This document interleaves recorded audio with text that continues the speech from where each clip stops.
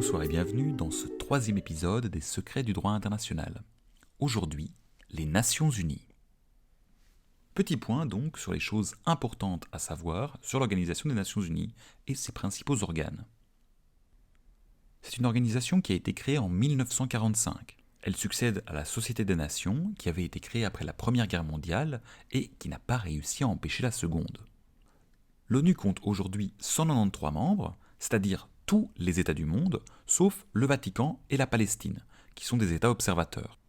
Après, on parle aussi parfois des petites îles Cook et Niue, qui sont des, entre guillemets, États en libre association avec la Nouvelle-Zélande, mais vu qu'ils sont sous la souveraineté de la Nouvelle-Zélande, ce ne sont pas vraiment des États.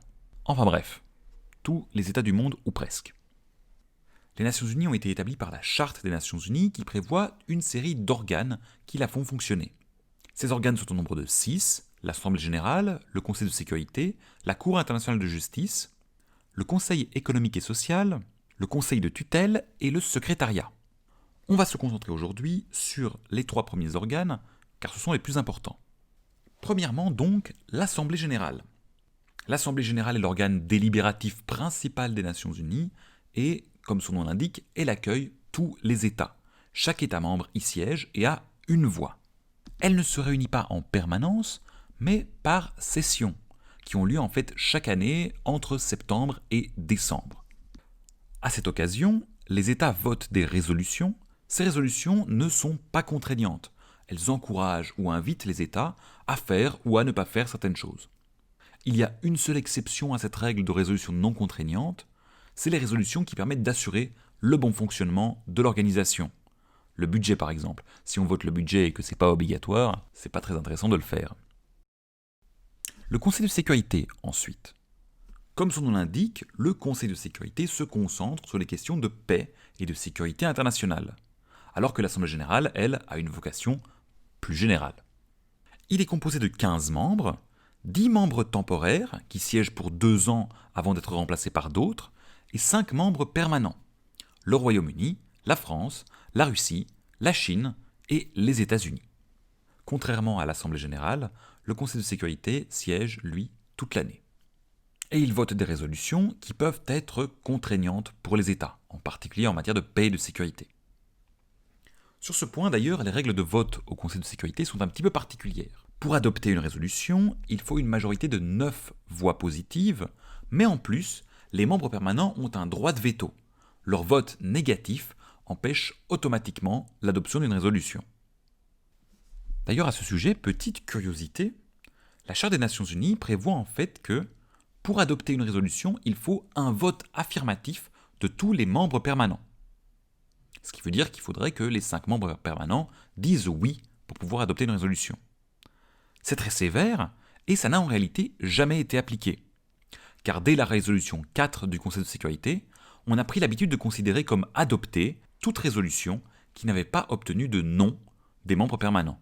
Ce qui fait qu'une résolution peut être adoptée même si un membre permanent s'abstient du vote, tant que la majorité requise est atteinte.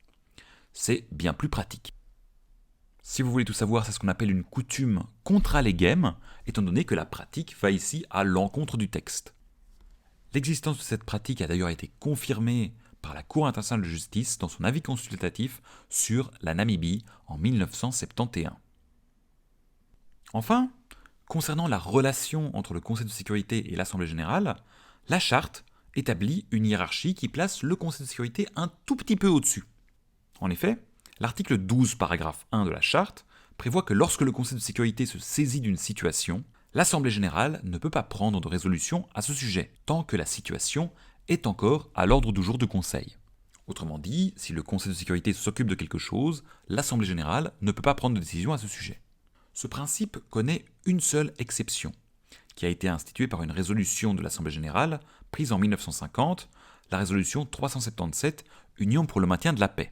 À cette époque, il y avait une guerre en Corée, et le Conseil de sécurité, bloqué par des vétos de l'URSS, ne parvenait pas à prendre de décision à ce sujet. Alors, l'Assemblée générale a pris cette résolution qui dit que si le Conseil de sécurité est bloqué par des vétos sur une situation de menace contre la paix, l'Assemblée générale peut, exceptionnellement, prendre des résolutions pour essayer de débloquer la situation. Attention, C'est juste une dérogation à l'article 12, qui interdit normalement à l'Assemblée de prendre des décisions à ce sujet. Ces résolutions ne sont pas plus obligatoires que celles qu'elle prend habituellement. Depuis 1950, cette exception a servi une douzaine de fois. Et plus de la moitié des fois, c'est le Conseil de sécurité lui-même qui a invité l'Assemblée à se prononcer parce qu'il était bloqué. Voilà donc tout ce qu'il y a à savoir de manière générale sur le Conseil de sécurité. À présent, passons à la Cour internationale de justice. C'est donc là le troisième organe principal des Nations Unies, c'est son organe judiciaire. La Cour est régie par le statut de la CIJ, auquel tous les États de l'ONU sont automatiquement partis, car c'est une annexe à la charte. Par contre, contrairement par exemple au statut de la Cour pénale internationale, où tout État parti au statut reconnaît automatiquement la compétence de la Cour, ici c'est différent. La Cour est compétente pour tous les différends entre États pour lesquels ceux-ci ont reconnu la compétence de la Cour, pour cette affaire en particulier. Autrement dit, tous les États qui sont partis à un litige doivent consentir à la compétence de la CIJ pour ce litige en particulier. Évidemment, cette question de consentement limite un peu la compétence de la Cour, car on n'est clairement pas devant un tribunal national qui peut s'occuper de toutes les affaires. On reviendra dans un prochain épisode sur toute la procédure devant cette Cour internationale de justice. Les trois derniers organes importants cités par la Charte des Nations Unies sont des organes administratifs.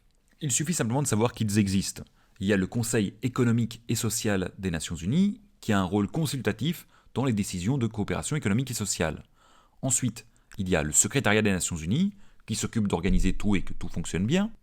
Et enfin, il y a le Conseil de tutelle des Nations Unies, qui était chargé de gérer les territoires mis sous la tutelle des Nations Unies. Mais depuis que les îles Palaos ont pris leur indépendance en 1994, le Conseil de tutelle ne se réunit plus, puisqu'il n'y a plus vraiment de territoire sous tutelle à gérer. Voici donc tout ce qu'il y avait à savoir sur les organes principaux des Nations Unies. Ainsi s'achève notre mini-épisode d'aujourd'hui. J'espère que vous avez passé un bon moment et on se retrouve demain pour la première partie d'un grand diptyque sur les personnes privées en droit international avec un épisode consacré aux droits fondamentaux. À demain!